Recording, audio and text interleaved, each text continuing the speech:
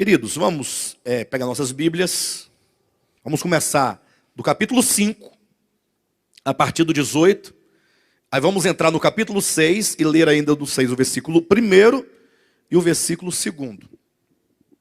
Acompanhe na sua Bíblia, abra seu coração, deixa Deus falar com você. Ora, tudo provém de Deus, que nos reconciliou consigo mesmo, por meio de Cristo, e nos deu o ministério da reconciliação, a saber, que Deus estava em Cristo, reconciliando consigo o mundo, não imputando aos homens as suas transgressões, e nos confiou a palavra da reconciliação. De sorte que somos embaixadores em nome de Cristo, como se Deus exortasse por nosso intermédio. Em nome de Cristo, pois, rogamos que vos reconcilieis com Deus. Aquele que não conheceu o pecado, ele se fez pecado por nós, para que nele fôssemos feitos justiça de Deus. E nós, na qualidade de cooperadores com ele, também vos exortamos a que não recebais em vão a graça de Deus, porque ele diz: eu te ouvi no tempo da oportunidade, eu te socorri no dia da salvação. Eis agora o tempo sobremodo oportuno, eis agora o dia da salvação. Amém?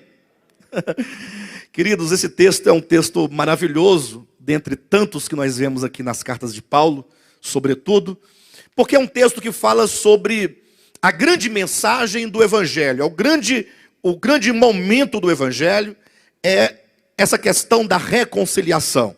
Se bem que todo o Evangelho, do princípio ao fim, ele visa a reconciliação. Só que o Evangelho compreende, desde o momento da encarnação do Verbo, ao seu nascimento humano, ao seu viver humano. Tudo isso compreende o Evangelho, porque o Evangelho fala dessa boa notícia que só é possível mediante toda essa obra de Deus em Cristo, que começa pela encarnação e vai então até a sua ressurreição, ascensão, exaltação, entronização, intercessão.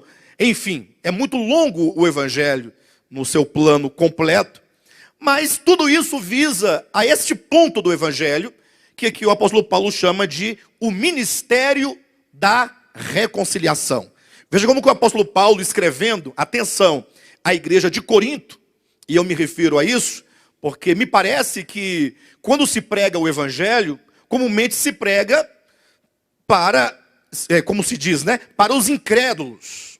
Porque os crentes, teoricamente, são aqueles que já receberam o Evangelho. Então, para estes, costuma-se pensar, não precisa mais pregar o Evangelho. Agora vamos pregar o Evangelho para aqueles que ainda não receberam o Evangelho. Aí pregar para os incrédulos.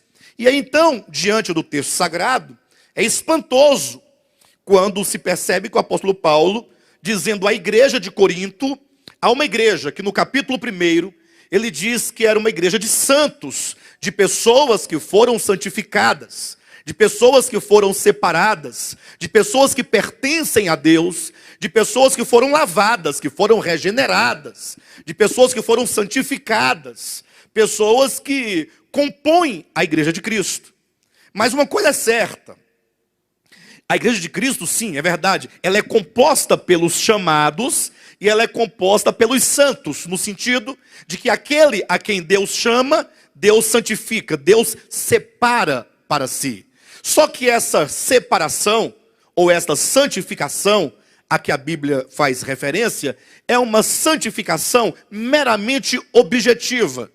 Ou seja, você está separado em Cristo. Nele, você é uma nova criatura. Entenda, nele, você está santificado. Nele, você está salvo.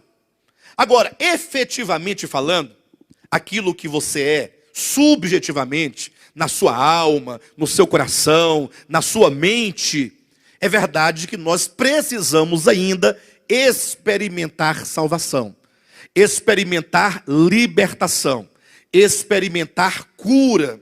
E este é o grande equilíbrio do Evangelho, quando não somente nós entendemos pela Escritura que Deus nos concede uma salvação objetiva, ou seja, o sangue de Cristo, a morte de Cristo, a redenção de Cristo, nos concede perdão de pecados, nos concede reconciliação, nos concede justificação, nos concede santificação, mas que ao mesmo momento nós somos convidados agora a provar essas bênçãos que já nos são dadas, ou já nos foram dadas, em Cristo Jesus. Somos